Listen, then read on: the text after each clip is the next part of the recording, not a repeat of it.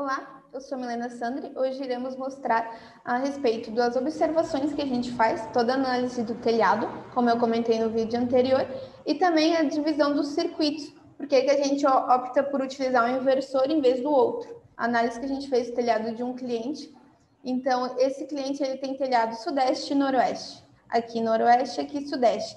Ele não gostaria de ter instalado os módulos na parte frontal, nessa parte onde está o meu mouse, ele gostaria que fosse por aqui. Então, a gente fez duas opções de orçamento, considerando a instalação que o cliente gostaria que fosse, né, inicialmente, e a instalação que seria mais adequada, que geraria melhor e que teria um melhor custo-benefício. Então, assim, a gente conseguiu utilizar o sudeste e o noroeste melhor, né, e com menos sombreamento. Por exemplo, este telhado aqui, ele é maior do que os outros, então ele vai causar um sombreamento aqui e um bastante sombreamento aqui. Aqui também tem uma chaminé, então vai limitar esse nosso espaço aqui que a gente não pôde contabilizar para colocar os painéis, né? Então a gente fez esse levantamento, foi feito um levantamento com um drone para esse cliente, foi feita toda essa análise de qual das opções ficaria melhor, qual teria o melhor custo-benefício, e o cliente optou por justamente esse aqui, justamente por ser sudeste e noroeste, o cliente vai ter um melhor custo-benefício, uma melhor geração, então ele vai conseguir melhor utilizar os seus painéis. Aqui a gente ficou limitado justamente para não utilizar essa parte e acabou que a geração dele foi bem inferior à geração desse telhado aqui, porque a gente pôde utilizar melhor a área e também utilizar mais painéis, justamente por poder utilizar essa área aqui, que é uma das maiores áreas desse cliente, né? Mas como é que a gente faz a divisão desse circuito? Todo inversor, todo sistema, ele tem uma quantidade X de módulos que aquele inversor suporta.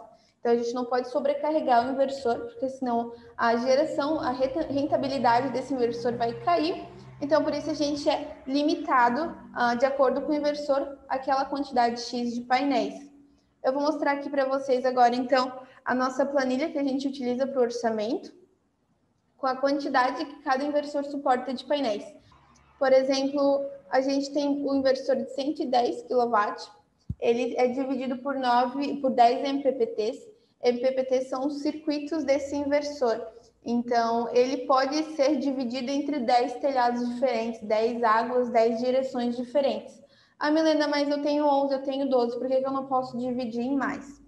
Porque quando há conflito de direções, o inversor ele tem uma corrente reversa. Então, essa corrente acaba prejudicando todo o funcionamento desse inversor e desse circuito. Então, se, por exemplo, esse circuito 10, a gente queira separar ele em norte e sul, ele vai ter uma rentabilidade bem menor do que se a gente instalasse ele todo para o sul. Então, por isso a gente faz essa divisão de circuitos. Mesma coisa, mesma ocasião no inversor de 75. Ele tem 9 MPPTs. Então, a gente trabalha com somente 9 direções ou 9 telhados diferentes. Por isso que tem toda a questão de divisão dos circuitos quando a gente comenta no orçamento, principalmente em telhados residenciais, que normalmente são cheios de água, cheios de divisões e orientações diferentes. Então, a gente precisa analisar bem essa questão, porque porventura aqui no inversor de 3, ele tem só um.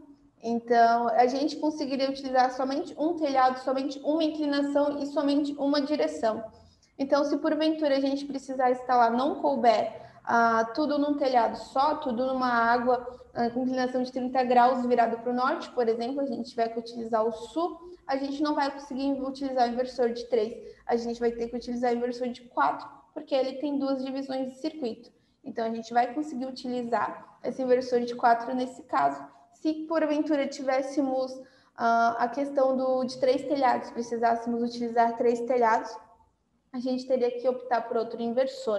Lembrando que o inversor de 3, o de 4, o de 5, o de 8 e o de 10 são os que a gente já trabalha atualmente. Eles são monofásicos, então eles podem ser instalados para sistemas monofásicos, bifásicos e trifásicos. Mas o inversor de 15 para cima, eles são trifásicos. Então, a gente só pode trabalhar com eles em rede trifásica. A gente não pode estar instalando um inversor de 15 trifásico num cliente que tem ligação monofásica. No mais, essas questões seriam essas. Claro que a gente sempre faz esse estudo, a gente sempre faz essa análise diretamente no orçamento, tá? A gente opta pelo melhor custo-benefício ao cliente.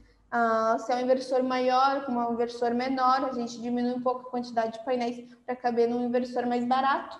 Então, a gente também tem toda essa análise economicamente falando, né, na hora do orçamento, mas claro que a gente também faz toda a parte do cliente, porventura, se o cliente optar por um inversor X, a gente faz a opção do cliente, mas também se tiver um custo-benefício melhor, a gente sugere, assim como foi sugerido neste caso aqui, que o cliente gostaria que fosse dessa forma, e a gente deu essa sugestão e o cliente acabou aderindo.